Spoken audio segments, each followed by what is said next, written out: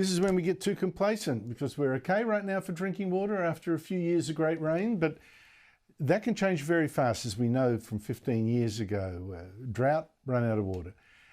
The problem is that in the meantime, we are adding a hell of a lot more people, 500,000 a year, but we haven't built a single extra dam in decades for the big cities. And there's not one planned. We are sitting ducks come a drought. But Small Mercy's work has just been finished on the biggest weir, at least, that's built in Australia since World War II. It's a disgrace that it took that long to build another one that big. This one is to help farmers and townspeople around central Queensland. Joining me is National Senator Matt Canavan, former Resources Minister. Matt, how did this project sneak through when we've had a phobia for decades about building dams for the cities? Well, elections have consequences, Andrew. The LNP first put forward the money on this in the 2016 election. Barnaby Joyce and even Malcolm Turnbull was on board. Andrew came up, and myself and Michelle Landry there locally announced this. We won that election, and there was the state government just dragged their heels for the whole term of government, demanded more studies that we funded. And then we unexpectedly won the 2019 election, and effectively the state government was shamed into it. They were never going to get elected again in central Queensland unless they did this. So we just kept up the fight. And it's like the No campaign, like the dams, like the Adani fight we had at the same time.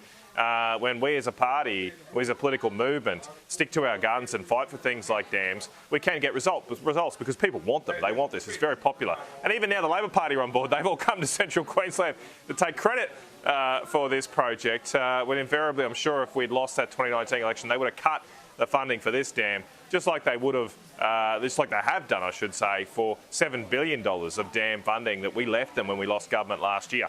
Those dams like Urena Dam, the Hells Gate Dam in North Queensland, they hadn't started yet, so they were easy to knock off from the Labor Party, and unfortunately we won't have any action on those projects right now, because the question is, if Labor Party is saying this dam is so good, and you're absolutely right with your intro, we need to build dams as our population grows so we can secure our water supplies, grow our farming sector.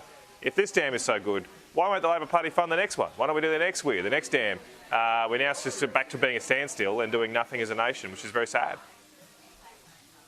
Well, I mean, people don't seem to realise this is the driest continent apart from Antarctica, I believe.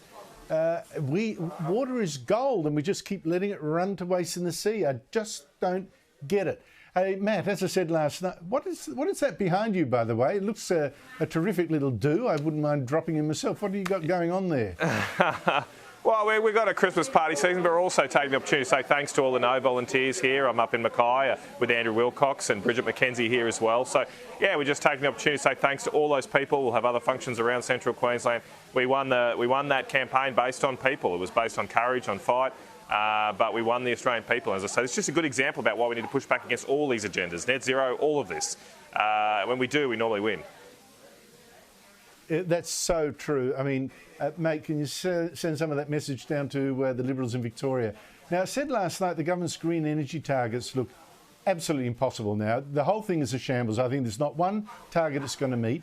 The latest blow, as said last night, warnings from the Transport Department, the government won't meet its target of electric cars in 2030. Its target of making up to 89% of car sales then electric vehicles. The department says not even close, not even a third.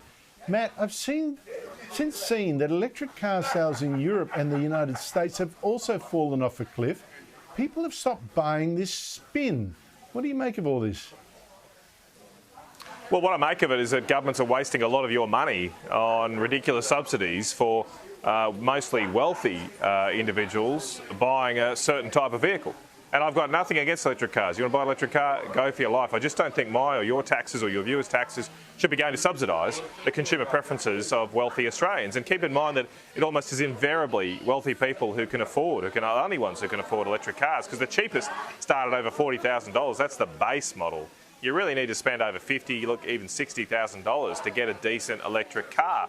And why the hell in a cost of living crisis are we wasting precious taxpayer dollars to subsidise the consumer preferences of the rich?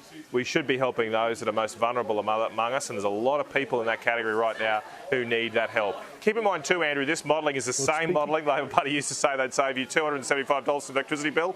Obviously, it's been wrong on So electric true. vehicles. I think it's going to be wrong on your Sack electricity the savings. modelers. And then the broader point here is all this modelling underpins the net zero agenda. So if this modelling is wrong and out by this Correct. much, why are we pursuing this whole net zero rubbish and craziness? Let's just get back to making good decisions that grow our wealth, help people have a job, afford a home. That should be the focus of government. The danger is, of course, if they can't meet the electric vehicle target, they're going to take it out of someone else. The emission savings, probably be farmers. But you spoke about cost of living pressures, Matt. Australia's richest person, Gina Reinhardt, says, well, look, on that front, the government should be helping out by cutting the petrol excise tax for Christmas. Good idea?